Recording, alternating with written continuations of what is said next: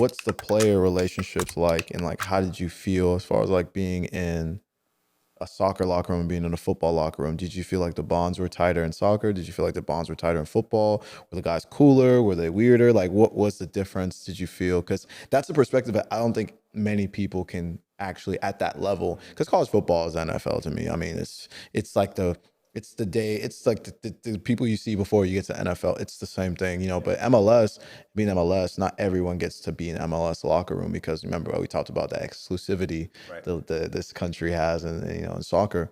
What was it like as far as like experience wise? What was better? What was worse? Yeah. I was definitely tighter with guys with soccer. Um, but for me, I had two very outcast positions. Yeah, True, like in true, soccer, I'm true. literally wearing a different colored shirt. Like Yeah, I'm wearing different equipment. Like I was the outcast of the 11 guys out there on the field. yeah, And so you're always kind of alone, like you're not training with the guys for the first 45 minutes of practice. You're off doing goalkeeper sessions. So I was kind of used to being a little bit more secluded. But then in football, it's very clicky because like you go in, you have your team meeting, and then you go right into the special teams meeting. The quarterbacks and the big guys will leave. Then you have special teams meeting.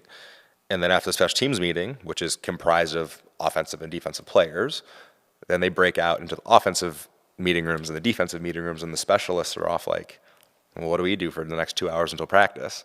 So you get to know the other specialists really well, but I was competing with the other guy.